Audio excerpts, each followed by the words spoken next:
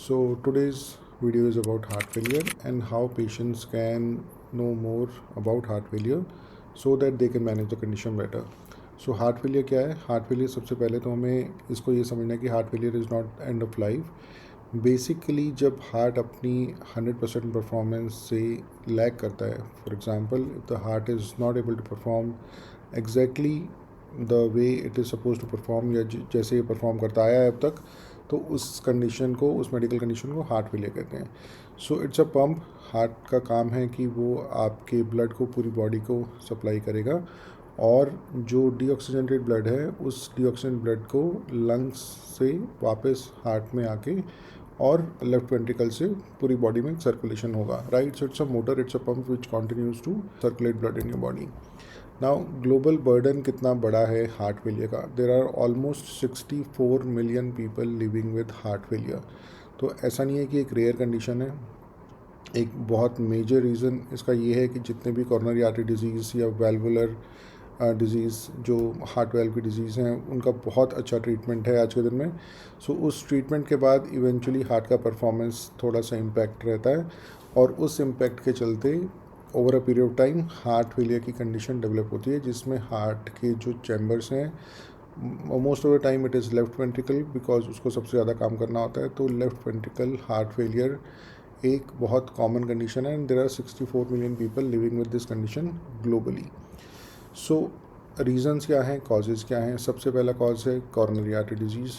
जिन patients को heart attack हो चुका है या जिनके कॉर्नरी आर्टरी डिजीज़ है, मेडिसिन से मैनेजमेंट चल रहा है, प्लैक फॉर्मेशन है, दैट मीन्स कि हार्ट की मसल्स को ऑक्सीजन प्रॉपर नहीं मिल रही है। सो हार्ट की मसल्स वीक हो गई हैं over a period of time. Coronary artery disease के पेशेंट्स को हार्ट फेलियर होने की संभावना बहुत ज़्यादा रहती है।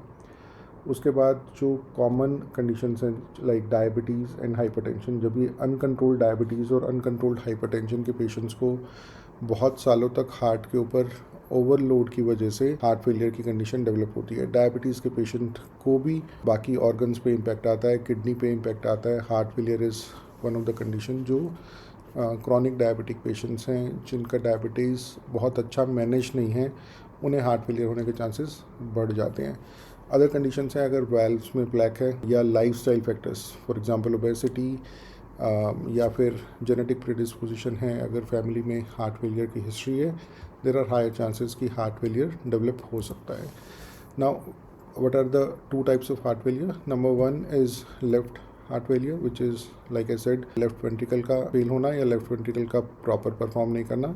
And then there are also instances of right ventricle heart failure या right sided heart failure, जिसमें right ventricle या right atrium weak हो जाते हैं। वो प्राइमरीली इसलिए होते हैं क्योंकि लेफ्ट वेंट्रिकल या लेफ़्ट साइड वीक हो गई है। लेफ़्ट साइड वीक होने के बाद राइट साइड पे भी लोड बढ़ता है और राइट साइड हार्ट फेलियर भी होता है, but most of the cases are they belong to the left side of the heart. Symptoms क्या हैं? सबसे इम्पॉर्टेंट चीज़ जो पेशेंट्स इग्नोर करते हैं वो ये है कि एडल्ट एज में 50s में 60s में अगर आपको शॉर्टनेस ऑफ ब्रेथ है, अगर आपको चलने पे सांस फूल रहा है, तो आपको अपने हार्ट के टेस्ट ज़रूर कराने चाहिए। सबसे कॉमन सिम्टम हार्ट फेलियर का, सबसे सिंपल सिम्टम जो डॉक्टर सबसे पहला सवाल आपसे पूछेंगे वो ये है कि आपको कितना काम करने के बाद या कितना चलने के बाद सांस फूलता है। So breathlessness is the number one symptom of heart failure.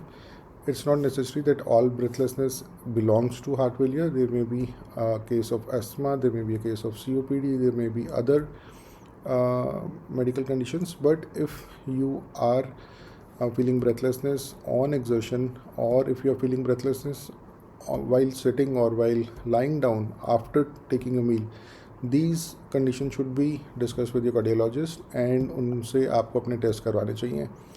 और क्या सिम्टम्स हैं? फटीग रहना, वीकनेस रहना, लोअर लिम्स में स्वेलिंग आना। जब हार्ट फेलियर की कंडीशन थोड़ी एडवांस हो जाती है तो फ्लूइड बिल्डअप होता है एंड लोअर लिम्स में स्वेलिंग आना एक बहुत कॉमन सिम्टम है। पैल्पिटेशंस होना या इरेगुलर हार्ट बीट होना, ये भी एक हार्ट फेलियर का सिम्टम है। तो अगर ऐसी कुछ सिम्टम्स आपको हैं और अभी तक आपने टेस्ट नहीं कराए हैं, you should go and check with your cardiologist. Main diagnosis क्या है? इकोकार्डियोग्राफी है, जिससे कि हमें पता चलता है कि इजेक्शन फ्रैक्शन कितना है। सबसे सिंपल टेस्ट है, इकोकार्डियोग्राफी करानी चाहिए।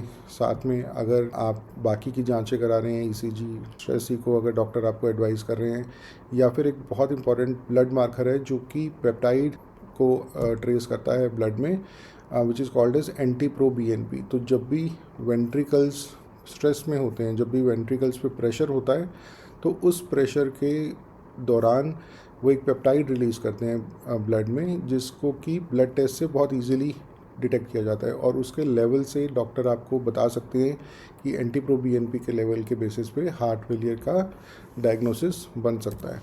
What are the different stages? So ये भी बहुत इंपॉर्टेंट है। Like I said, heart failure is not end of life. Heart failure की अलग अलग कंडीशंस हैं। इसको न्यूयॉर्क हार्ट एसोसिएशन, जो एक US की एसोसिएशन है, उसे ब्रॉडली 4 क्लासेस में डिवाइड करता है। Then there are sub classes, and then there are a lot of other sub grouping that can be done, but for patient understanding there are broadly 4 classes. Class 1 जहाँ पे symptoms अभी ज़्यादा नहीं है, but लेकिन individuals को normal physical activity अपना करने में कोई परेशानी नहीं हो रही है, वो अपना डे टू डे लाइफ और अपना एक नॉर्मल वॉक, नॉर्मल रनिंग कर सकते हैं। But then there are test which are suggesting that the heart has started to perform little lower. Then there is stage 2 जहाँ पे माइल्ड सिम्टम्स अपीयर होते हैं ऑर्डिनरी एक्टिविटीज़ में। फॉर एग्जांपल, आप walk कर रहे हैं, आप 1 किलोमीटर 2 किलोमीटर के बाद सांस फूल रहा है। And then there is stage 3 जहाँ पे मार्क्ड लिमिटेशंस हैं, जहाँ पे आप अपना कोई भी एक्टिविटी कर रहे हैं, उस छोटी सी एक्टिविटी, एक छोटी सी वॉक, एक 500-600 मीटर 1 किलोमीटर की वॉक से पहले ही आपका सांस फूल रहा है। सो ये क्लास 1, क्लास 2, क्लास 3 जो स्टेजेस हैं, यहाँ पे पेशेंट बहुत अच्छे से मेडिकली ऑप्टिमाइज रह के दवाइयाँ लेके और ट्रीटमेंट करवा सकते हैं। क्लास 4 में सिम्टम्स थोड़े बढ़ जाते हैं, वहाँ पे पेशेंट को एडमिट करना पड़ सकता है। इसमें ब्रेथलेसनेस ऑन रेस्ट, पेशेंट अगर खाना खा के लेटे है, अगर पेशेंट खाना खा के नॉर्मली रेस्ट कर रहे हैं, तब भी उनको ब्रेथलेसनेस है, that is a advance stage which may require admissions and certain procedure. So there are lot of medicines which are available, which are these medicines? ACE inhibitors, कुछ medicines overlap करती हैं ब्लड प्रेशर को जिससे manage करते हैं। Beta blockers हैं, क्योंकि beta blockers का कंसंट्रेशन हार्ट की मसल्स पे बहुत डेंस है। सो बीटा ब्लॉकर्स या beta antagonist helps a lot in terms of reducing the overall activity of the heart. Now this is little contrary, एक तरफ तो हार्ट ऑलरेडी फेल हो रहा है, बट इधर से हम बीटा ब्लॉकर देके हार्ट की एक्टिविटी को थोड़ा रेस्ट दे रहे हैं, because we want the heart to not perform beyond the required levels. So beta blockers का एक बहुत इंपॉर्टेंट रोल है। एस इनहिबिटर्स हैं, there are new class of drugs like ARNI, they can really prolong the life span and quality of life of heart failure patients. So अपने doctor से या heart failure clinic पे ज़रूर check करें कि आपको कौन सी ड्रग्स, कौन सी मेडिसिन सूट करेंगी। Diuretics are also very important because they help to reduce the fluid level of your circulatory system. So diuretics से आपको पानी का कंटेंट, आपकी ब्लड वॉल्यूम का कंटेंट कम रहेगा, और ब्लड वॉल्यूम के कंटेंट कम रहने से हार्ट के ऊपर लोड कम पड़ेगा। So there are certain therapies like CRT devices, pacemakers, LVADs, जो हार्ट फेलियर की कंडीशंस में लगाए जाते हैं, जिससे हार्ट को सपोर्ट मिलती है to carry out day to day functions. More importantly for a patient to know कि उन्हें क्या करना चाहिए, उन्हें सबसे ज़्यादा अपना ध्यान रखना चाहिए कि मेडिसिन टाइम पे लें, डॉक्टर को टाइम पे दिखाएं, और अपनी डाइट को और अपनी एक्सरसाइज को जितना बताया गया है, जितना अलाउड है, उसको रेगुलरली करें। अगर ब्लड प्रेशर की दवाइयाँ चल रही हैं, अगर डायबिटीज़ की दवाइयाँ चल रही हैं, तो उन दवाइयों को टाइम पे लें। अपनी डाइट को इस हिसाब से मैनेज करें कि उसमें फाइबर कंटेंट ज़्यादा हो। अपना वेट मैनेज करें। अपना सोडियम भी एक लेवल पे मैनेज करने से बहुत हेल्प मिलती है, because sodium has a potential to retain water in body, and एक एंड पे हम डायरेटिक्स दे रहे हैं वाटर निकालने के लिए।